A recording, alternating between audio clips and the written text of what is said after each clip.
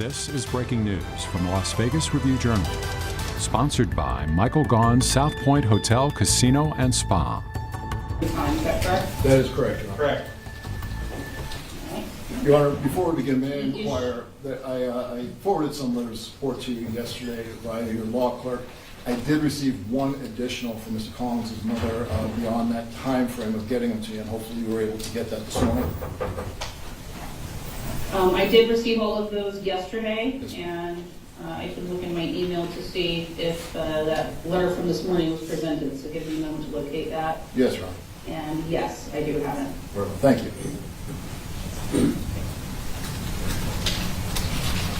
The letter dated June 24th from Ms. Coleman. Yes, Your Honor. I have that. All right, any other legal issues that need to be addressed before you proceed? No, Your Honor. None from the state. Okay. I have received a PSI. Mr. Coker, are there any issues, any stockpile issues? There are not, Your Honor. All right. State, do you have victim speakers today? I do not. All right. Then we will proceed with sentencing. Mr. Collins, please state your full legal name for the record. Zaon Collins.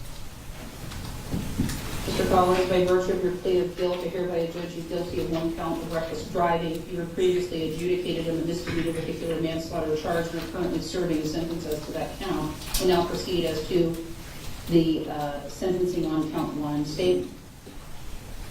Your Honor, the state has agreed not to oppose probation in this case.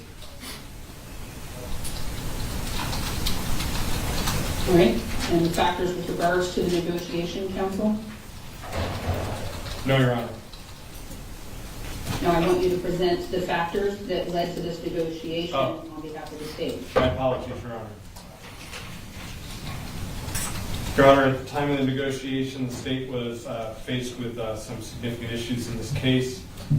First and foremost was the issue of the fact that the original charge of felony driving under the influence resulting in death was the grand jury saw fit not to indict on that. We were attempting to proceed through the Justice Court through a preliminary hearing on that charge. However, it was up in the air as to whether the Supreme Court would ultimately allow for that to proceed, considering the no bill on the charge previously. Additionally, the state had concerns over the change in the DUI marijuana statute that took place very shortly after this incident. Additionally, we received input from the victim's family, which was generally supportive of the disposition in the case before Your Honor today. Right. Any requests by the state as to any terms of that probation that you have stipulated to? No, Your Honor, other than the what is standard. All right. Thank you for that. Mr. Collins, you have an opportunity to address the court. You're not required to do so, but now's the time if you wish to be heard. Regardless of whether you make a statement, your attorney will be able to speak on your behalf. Is there anything you'd like to say, Mr. Collins?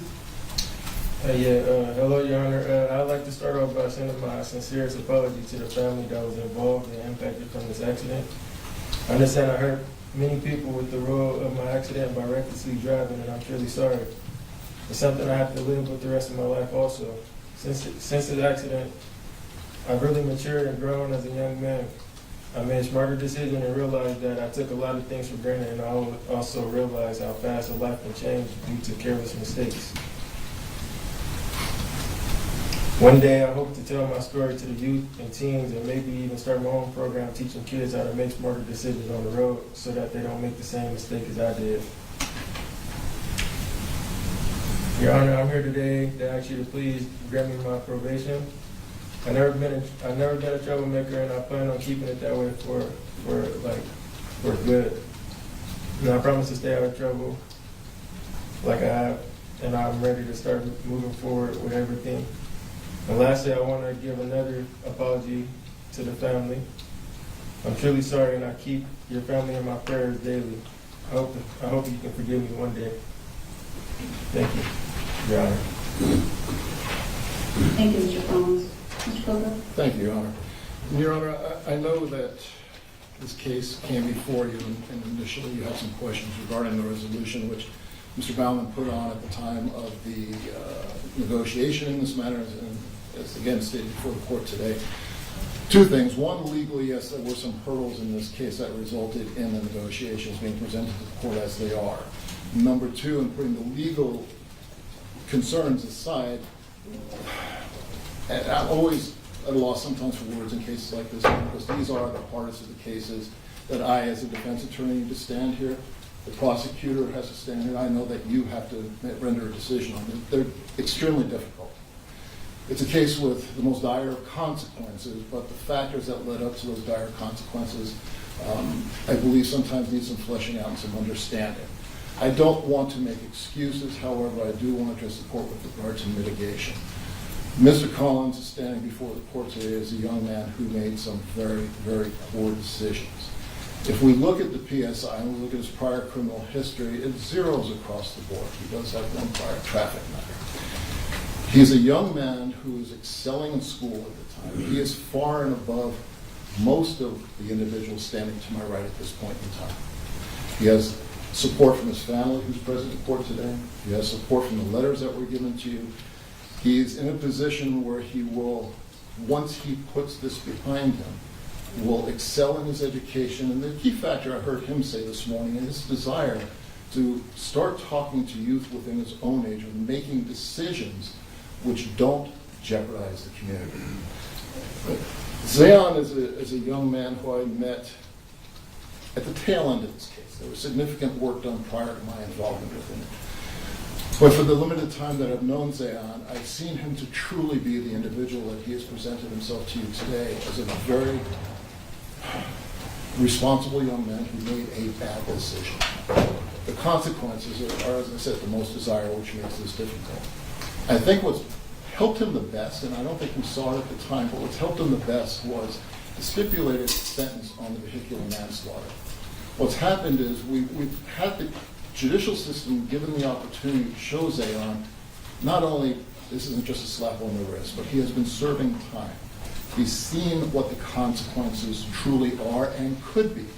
And I think he's not only benefited from that, but also, as he said, he's intending on taking this back into his community. The letters that we provide to the court, he has an opportunity to go back to school and work his way back up with his education and hopefully a sports career. He's a very talented, very well educated, and very moral young man. I have absolutely zero doubt that he, as a result of this incident, is going to go forward in his life and affect the lives of others in an extremely positive way. He still has some time to do to finish out the sentence on his misdemeanor. I know normally I've been before judges who would want to give a term of incarceration as a condition of probation. I believe that's already been achieved here. He's doing his time. The guards where you are, the COs, they have a very high esteem of him. I've actually heard from two of the COs where he is about just what an exemplary young man he is. And that's why I want to start off here saying what a difficult position this is, because on the one hand, we have the ultimate consequence. On the other hand, we have the ultimate chance to turn this around and benefit not only Mr. Collins, but others of his age. I'm going to ask that the court follow the recommendation by both parties and approved by the victim's spouse in this case, Judge, and grant him a term of probation. I see nothing but, and I almost hesitate to this, but good coming out of this on behalf of Mr. Collins' part, Judge. So I'm going to ask for that grant of probation as recommended to the court. Mr. Koga, we appreciate your insight. Mr. Collins, by virtue of your plea of guilt, is court having to judge you guilty of one count of reckless driving. Hereby sentence you 28 to 72 months in the Nevada Department of Corrections. And I will suspend that sentence and place you on probation that is fixed for 36 months. While you are on probation, the following conditions will apply. I have provided the maximum sentence because, as your counsel acknowledged, typically in a case like this, you would be incarcerated. But I'm going to trust, based on what you have demonstrated to the court since this case started, and the words today, as well as what the District Attorney's Office has conveyed, is the hope that you will take this opportunity and grow from it and make amends. You cannot bring anyone back to be whole, but you can prevent other things from happening, and I'm going to give you that opportunity on probation to do exactly what you said you're going to do. So on probation, you will have to do 100 hours of community service, and I hope that you will do that in something that deals with drunk driving, reckless driving, anything along those lines that could help other youth avoid the same fate. I'm not going to restrict that, but certainly would encourage that, because I think that would help you as well. I also saw in the PSI that this incident has caused you some mental health issues, which I can only imagine. And so we're going to get a mental health evaluation and get you some counseling and some treatment to help you deal with the ramifications of what has occurred here. All right? Also going to do a substance abuse evaluation. We need to go and get both of those done. We're going to get a referral from the P&P officer to mental health, for mental health and substance abuse. It can be all in one if there's a treatment program that's appropriate, but you need to get the evaluations completed separately and bring those back to the court to show proof. Given, what is his estimation expiration date on the count 2 sentence? I believe it's, I don't have the exact date, but I believe it's the first, second week in August, Your Honor. So we'll set this for a status check on compliance of those evals for substance abuse and mental health late September. That will give him plenty of time to go to P&P, get the referral, and get the appointments done, and come back in and show the court that he's finished those evaluations so that we can see what the treatment plan would be. You must comply with these conditions and go through all of the counseling and treatment as recommended. Failure to do so will result in technical violations and more time at CCDC.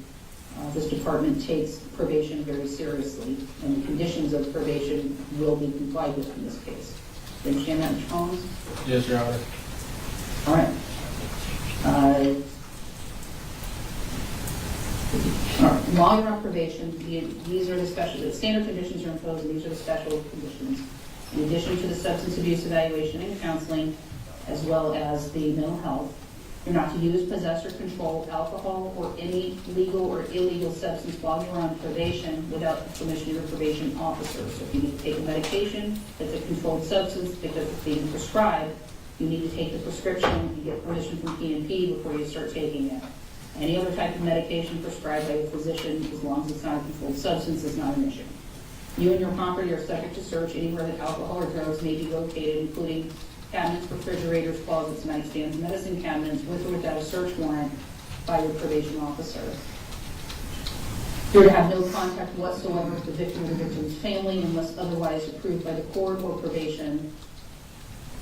You and your digital storage media are subject to search. What that means is you must provide your digital storage media that you have access to or use, including computers, handheld communication devices, and any network applications associated with those devices, including social media and remote storage services, to a search. You shall provide all passwords, unlock codes, and account information associated with those items with without a search warrant by the Division of Parole and Probation or agent.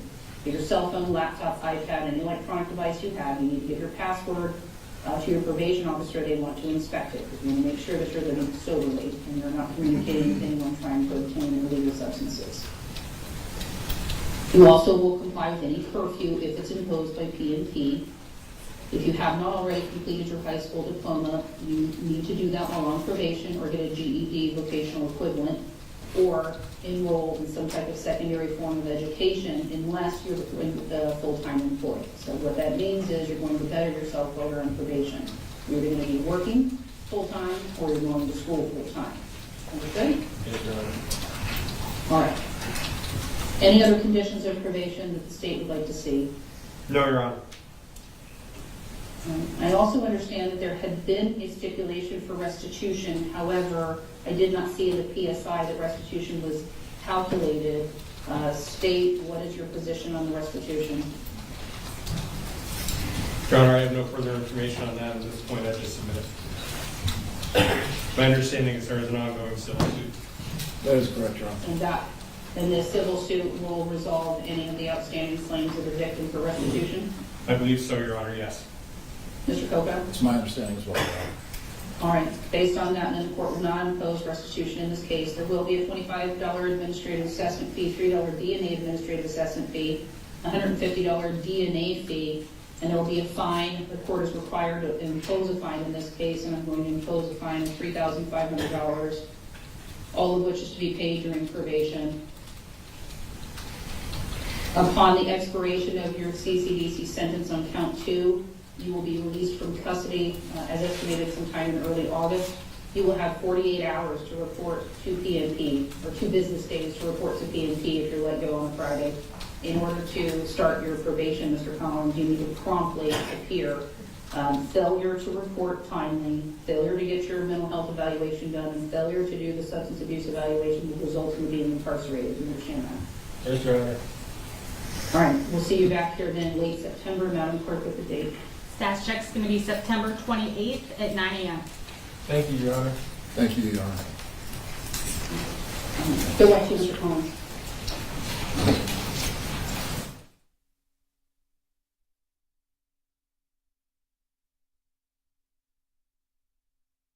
You've been watching breaking news from the Las Vegas Review-Journal, sponsored by Michael Gaughan's South Point Hotel, Casino, and Spa.